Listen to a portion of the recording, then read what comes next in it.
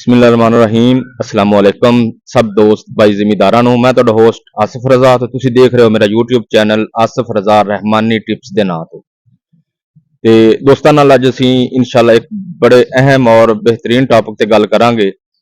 ਇੱਕ ਅੱਛੀ ਸਬਜ਼ੀ ਬਾਰੇ ਡਿਸਕਸ ਕਰਾਂਗੇ, ਇੱਕ ਅੱਛੀ ਜਿਨਸ ਦੇ ਬਾਰੇ ਡਿਸਕਸ ਕਰਾਂਗੇ ਕਿ ਅਸੀਂ ਉਹਨੂੰ ਕਿਸ ਤਰ੍ਹਾਂ ਕਾਸ਼ਤ ਕਰੀਏ ਔਰ ਉਹਨੂੰ ਕਿਹੜੇ ਤਰੀਕੇ ਨਾਲ ਕਾਸ਼ਤ ਕਰਕੇ ਪੈਦਾਵਾਰ ਜ਼ਿਆਦਾ ਲੈ ਲਈਏ ਔਰ ਮਾਰਕੀਟ ਦੇ ਵਿੱਚ ਸਾਨੂੰ ਭਰਪੂਰ ਫਾਇਦਾ ਮਿਲੇ।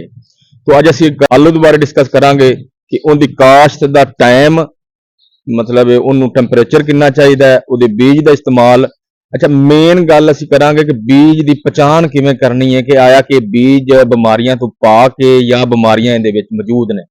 ਇਹ ਇਨਸ਼ਾਅੱਲਾ ਅਸੀਂ ਇਹਦੇ ਬਾਰੇ ਦੋਸਤਾਂ ਨੇ ਵੀ ਗੌਰ ਨਾਲ ਸੁਣਨਾ ਹੈ। ਇਹਨੂੰ ਅਸੀਂ ਬੜਾ ਅਹਿਮ ਤਰੀਕੇ ਨਾਲ, ਅੱਛੇ ਤਰੀਕੇ ਨਾਲ, ਐਸਨ ਤਰੀਕੇ ਨਾਲ ਡਿਸਕਸ ਕਰਾਂਗੇ। ਤੇ ਸਾਡੇ ਨਾਲ ਮੌਜੂਦ ਨੇ ਜਨਾਬ ਹਸਨੈਨ ਜੱਟ ਸਾਹਿਬ, RSM ਐਗਰੀ ਕਾਮ ਪ੍ਰਾਈਵੇਟ ਲਿਮਟਿਡ ਪਾਕਿਸਤਾਨ, ਔਰ ਇਹਨਾਂ ਦਾ ਮਾਸ਼ਾਅੱਲਾ ਇਸ ਫੀਲਡ ਦੇ ਵਿੱਚ ਬੜਾ ਬਿਹਤਰੀਨ ਤਜਰਬਾ ਹੈ।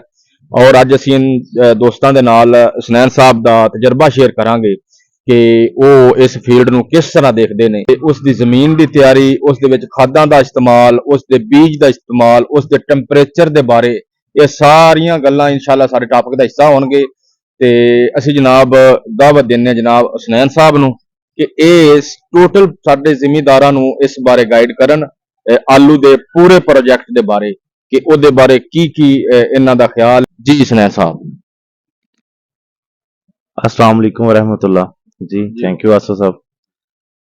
दोस्तों, अगर आलू की गल करी जाए तो तमाम दोस्त इस गल तो बखूबी आगाह ने कि आलू की फसल वास्ते अगर जमीन की तैयारी की अगर सब तो पहले असी गल करिए तो आलू वास्ते जिहड़ा रकबा है वह बिल्कुल भुरभुरा, नरम और कम वतर दे विच तैयार होना चाहिए। जिन्नी देर तक आलू का रकबा अच्छा तैयार और भुरभुरा नरम नहीं होएगा तो असी आलू की प्रोडक्शन जी है वो अच्छी नहीं लै सकते। उनकी वजह यह है कि आलू जी फसल है, आलू का साडा फ्रूट है, वो जमीन के तैयार होंदा है। और अगर साडी जमीन सख्त होएगी, खेल अच्छी नहीं निकलेगी तो असी आलू तो बेहतरीन पैदावार नहीं लै सकते। दोस्तों, दूसरा मरला यह है कि जिहड़ा असी आलू का सीड इस्तेमाल करना है। बेसिकली यह है कि आलू जिहड़ा सीड है वो आलू के फ्रूट तो अगे ट्रांसफर होंदा है। आलू का फ्रूट ही, आलू का फल ही आलू का सीड हुंदा है। ते उहदे वास्ते जिहड़ा फ्रैश सीड तैयार किया जाता है करेटां तो, फिर दूसरे साल वाला, तीसरे साल वाला और मार्केट दे विच 8-10 साल वाला जिहड़ा है सीड वो भी चल रहा हुंदा है।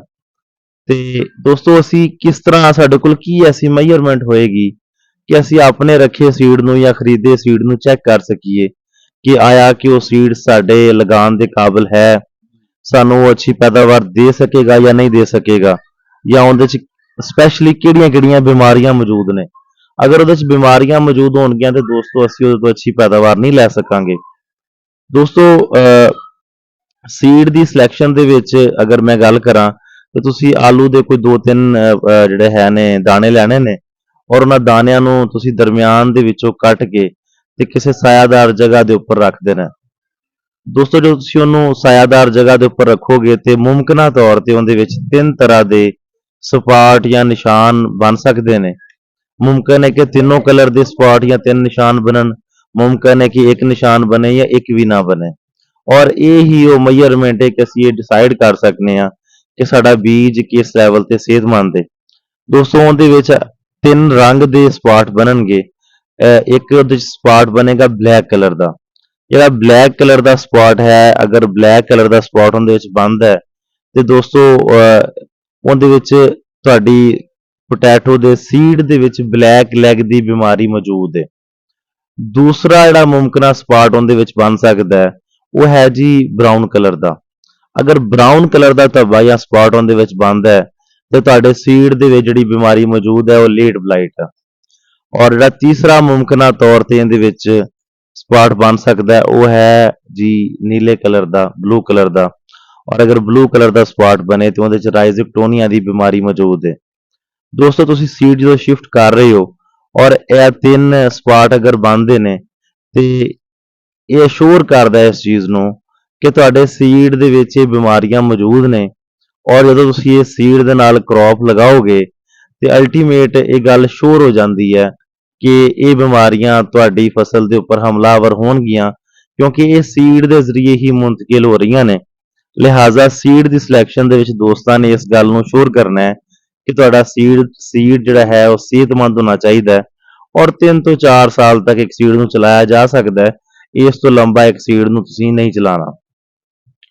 ਦੂਸਰੇ ਨੰਬਰ ਤੇ ਦੋਸਤੋ ਇਹ ਸੀ ਸਾਡੀ ਸੀਡ ਦਾ ਮਾਮਲਾ ਆ ਗਿਆ ਕਿ ਅਸੀਂ ਸੀਡ ਨੂੰ ਕਿਵੇਂ ਐਗਜ਼ਾਮਨ ਕਰ ਸਕਨੇ ਆ।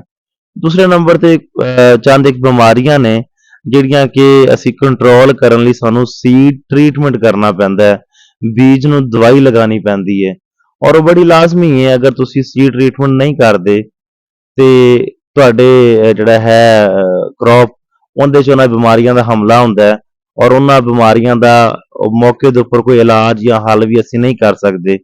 ਲਿਹਾਜ਼ਾ ਸਾਨੂੰ ਸੀਡ ਟ੍ਰੀਟਮੈਂਟ ਵੀ ਕਰਨਾ ਚਾਹੀਦਾ। ਮਾਰਕੀਟ ਦੇ ਵਿੱਚ ਬਹੁਤ ਸਾਰੇ ਸੀਡ ਟ੍ਰੀਟਮੈਂਟ ਮੌਜੂਦ ਨੇ, ਬਟ ਉਹਦੇ ਵਿੱਚ ਜਿਹੜਾ ਦੀ ਬੈਸਟ ਰੈਸਿਪੀ ਹੈ ਉਹ ਵਾਚਕਾਮ ਦੇ ਨਾਂ ਤੇ ਆ। ਰੈੱਡ ਬਲੱਡ ਕਲਰ ਦਾ ਪ੍ਰੋਡਕਟ ਹੈ, ਬਿਮਾਰੀਆਂ ਦੇ ਖਿਲਾਫ ਮੁਦਾਫਿਅਤ ਵੀ ਰੱਖਦਾ। ਇਹਦੇ 'ਚ ਇੱਕ ਇਨਸੈਕਟੀਸਾਈਡ ਪ੍ਰੋਡਕਟ ਹੈ, 2 ਫੰਜਾਸਾਈਡ ਨੇ, ਯਾਨੀ ਫੰਗਲ ਡਿਜ਼ੀਜ਼ਸ ਤੋਂ ਵੀ ਕੰਟਰੋਲ ਕਰੇਗਾ ਔਰ ਇਨਸੈਕਟ ਤੋਂ ਵੀ ਕੰਟਰੋਲ ਕਰੇਗਾ। ਤੀਸਰੇ ਨੰਬਰ ਤੇ ਇਹ ਐਸਾ ਸੀਡ ਟ੍ਰੀਟਮੈਂਟ ਹੈ ਕਿ ਜਿਹੜੀ ਆਲੂ ਦੀ ਅਫਜ਼ਾਇਸ਼ ਹੈ, ਯਾਨੀ ਕਿ ਟਿਊਬਰ ਬਣਨੇ ਤੋਂ ਬਾਅਦ ਜਿਹੜੀ ਆਲੂ ਦੀ ਮੋਟਾਈ ਹੈ ਉਹਨੂੰ ਡਿਸਟਰਬ ਨਹੀਂ ਕਰਦਾ। ਕੁਝ ਮਾਰਕੀਟ ਦੇ ਵਿੱਚ ਪ੍ਰੋਡਕਟ ਯੂਜ਼ ਹੋ ਰਹੇ ਨੇ, ਬੜੇ ਫੇਮਸ ਨੇ, ਬਟ ਉਹ ਆਲੂ ਦੀ ਮੋਟਾਈ ਨੂੰ ਉਸ ਲੈਵਲ ਤੱਕ ਨਹੀਂ ਜਾਣ ਦਿੰਦੇ।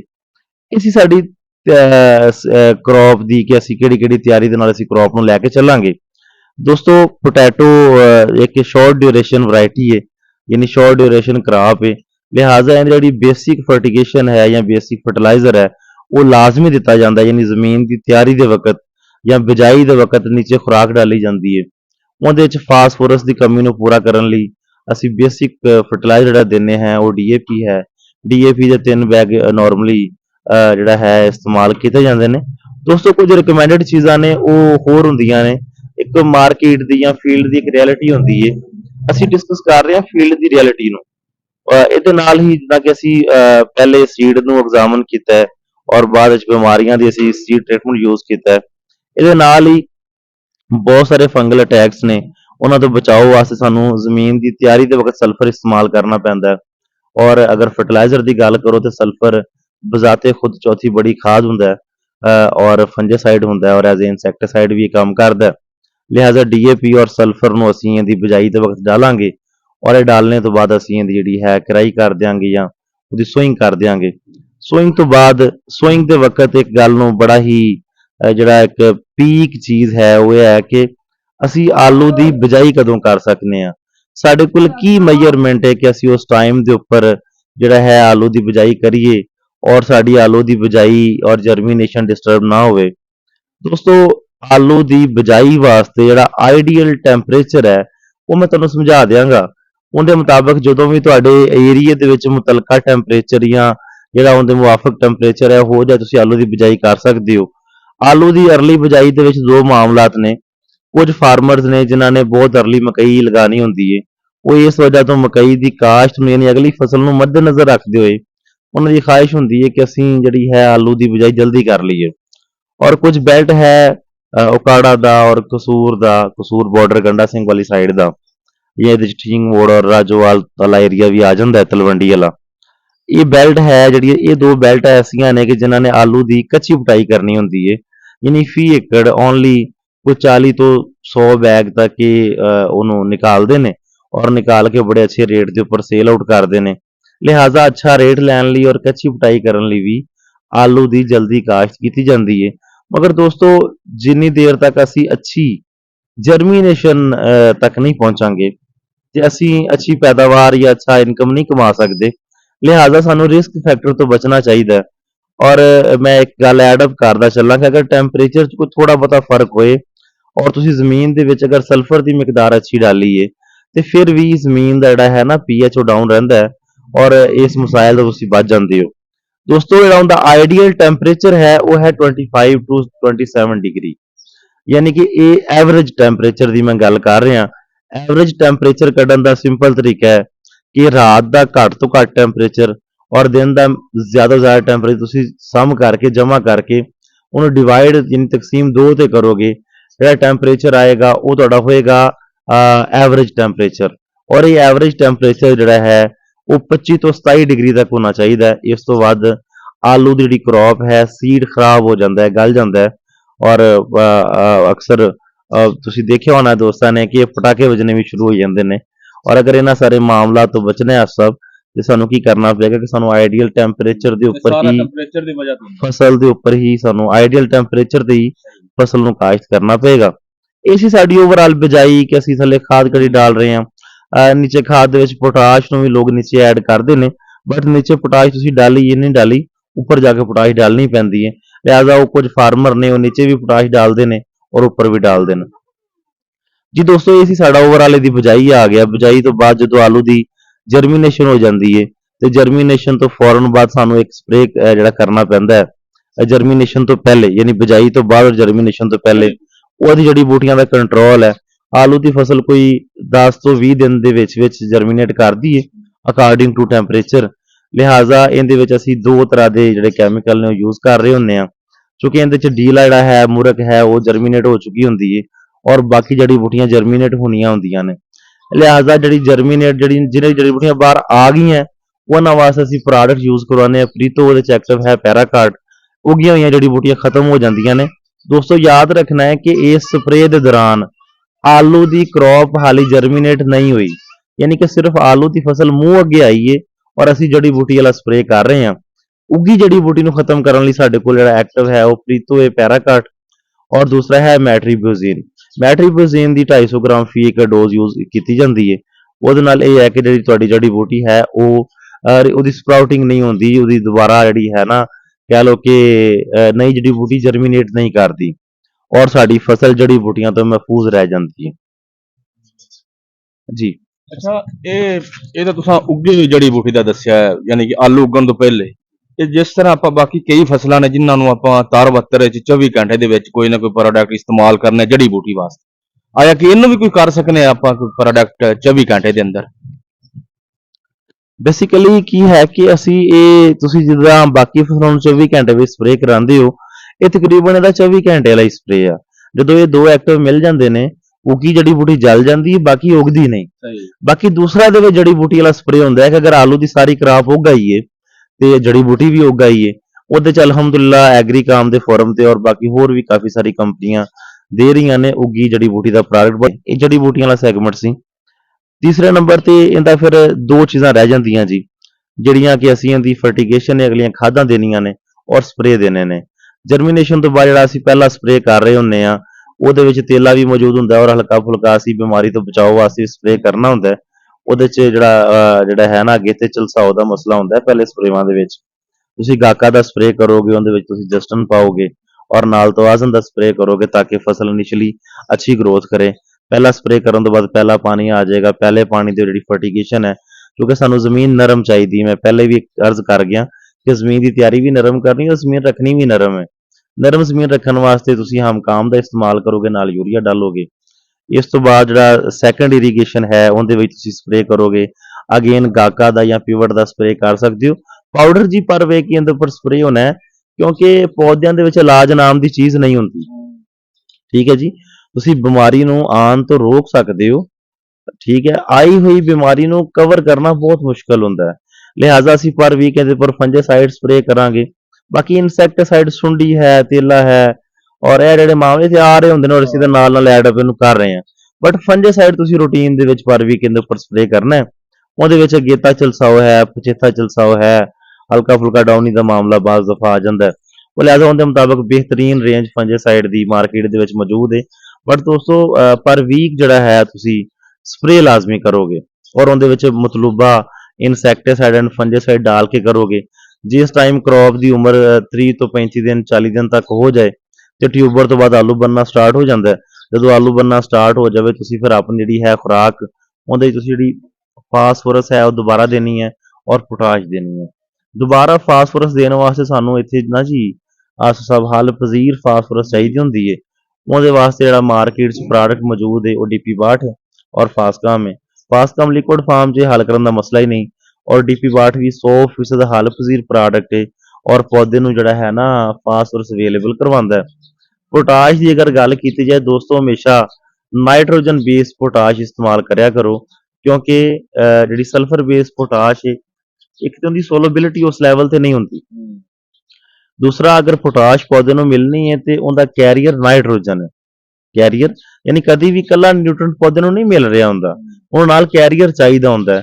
ਔਰ ਪੋਟਾਸ਼ ਦਾ ਕੈਰੀਅਰ ਕੀ ਹੈ? ਨਾਈਟ੍ਰੋਜਨ। ਲਿਹਾਜ਼ਾ ਸਾਨੂੰ ਪੋਟਾਸ਼ ਹੀ ਨਾਈਟ੍ਰੋਜਨ ਬੇਸ ਯੂਜ਼ ਕਰਨੀ ਚਾਹੀਦੀ ਹੈ, ਜਿਹੜੀ ਕਿ ਪੌਦੇ ਨੂੰ ਫੌਰਨ ਅਵੇਲੇਬਲ ਹੋਏ। ਔਰ ਉਹਦੇ ਵਾਸਤੇ ਲਿਕੁਇਡ ਫਾਰਮ ਦੇ ਵਿੱਚ ਪੋਟਾਸ਼ ਮੌਜੂਦ ਹੁੰਦੀ ਹੈ, ਨਾਈਟ੍ਰੋ ਪੋਟਾਸ਼ ਆਂਗੇ। ਔਰ ਅਗਰ ਤੁਸੀਂ ਕੱਚੀ ਪਟਾਈ ਕਰਨੀ ਹੈ, ਪੱਕੀ ਪਟਾਈ ਕਰਨੀ ਹੈ, ਪਟਾਈ ਤੋਂ 10 ਤੋਂ 15 ਦਿਨ ਪਹਿਲੇ ਤੁਸੀਂ ਉਹਨੂੰ 2 litre B complex boron flood ਕਰੋਗੇ, ਤਾਂ ਕਿ ਜਿੰਨੀ ਵੀ ਖੁਰਾਕ ਵੱਲ ਦੇ ਵਿੱਚ ਮੌਜੂਦ ਹੈ, ਪੱਤਾ ਖੁਰਾਕ ਦੀ ਫੈਕਟਰੀ ਹੈ, ਜਿੰਨੀ ਵੀ ਖੁਰਾਕ ਉਹਨੇ ਤਿਆਰ ਕੀਤੀ ਉਹ ਸਾਰੀ ਫਰੂਟ ਨੂੰ ਮਿਲ ਜਾਏ। ਇਹ ਓਵਰਆਲ ਸਰ ਆਲੂ ਦਾ ਇੱਕ ਜ਼ਰਾ ਜਾਇਜ਼ਾ ਸੀ। Thank you.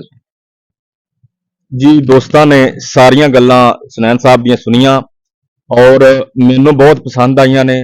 ਮੈਂ ਉਮੀਦ ਕਰਨਾ ਕਿ ਦੋਸਤਾਂ ਜ਼ਿਮੀਦਾਰ ਭਾਈਆਂ ਨੂੰ ਵੀ ਪਸੰਦ ਆਈਆਂ ਹੋਣਗੀਆਂ।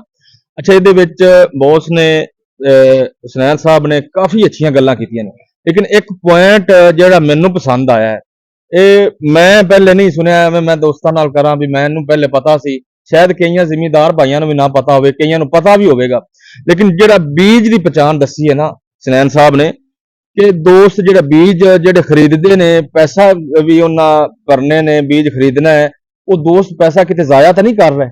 ਉਹ ਇਸ ਪਛਾਣ ਨੂੰ ਗੌਰ ਕਰਨ ਔਰ ਇਹਨੂੰ ਬੀਜ ਜਿਹੜਾ 3 ਸਾਲਾਂ ਸਮਝ ਕੇ ਲਗਾ ਰਹੇ ਨੇ, ਆਇਆ ਕਿ ਉਹ ਸਹੀ ਵੀ ਹੈ ਕਿ ਐਵੇਂ ਉਹ 10-12 ਸਾਲ ਪੁਰਾਣਾ ਹੀ ਬੀਜ ਇਸਤੇਮਾਲ ਕੀਤੇ ਜਾਵਣ। ਭਾਈ ਦੋਸਤ, ਭਾਈ ਤੁਸਾਂ ਪੈਸੇ ਜੇ ਵਿੱਚੋਂ ਖਰਚ ਕਰਨੇ ਨੇ, ਆਪਣਾ ਜ਼ਮੀਨ ਦੀ ਤਿਆਰੀ ਤੇ ਖਰਚ ਕਰਨੇ ਨੇ, ਖਾਦਾਂ ਦੇ ਇਸਤੇਮਾਲ ਤੇ ਖਰਚ ਕਰਨੇ ਨੇ, ਸਪਰੇਵਾਂ ਤੇ ਖਰਚ ਕਰਨੇ ਨੇ, ਫਿਰ ਉਹਨੂੰ ਆਪਾਂ ਆਮਦਨ ਦਾ ਜਾਇਜ਼ਾ ਲਾਉਣਾ ਕੁਛ ਹੈ ਬਚਦੀ ਹੈ ਕਿ ਨਹੀਂ। ਅਗਰ ਆਪਣਾ ਬੀਜ ਹੀ ਨਾਕਸ ਨਿਕਲਿਆ ਤੇ ਬਾਕੀ ਚੀਜ਼ਾਂ ਨੂੰ ਆਪਾਂ ਨੂੰ ਕੀ ਫਾਇਦਾ ਆਏਗਾ? ਬਾਕੀ ਪੈਸੇ ਭਰਨਗਾ, ਬਾਕੀ ਸਪਰੇਵਾਂ ਖਾਦਾਂ ਦਾ ਇਸਤੇਮਾਲ, ਇਹ ਸਾਰੀਆਂ ਚੀਜ਼ਾਂ ਆਪਣੀਆਂ ਜ਼ਾਇਆ ਜਾਣਗੀਆਂ।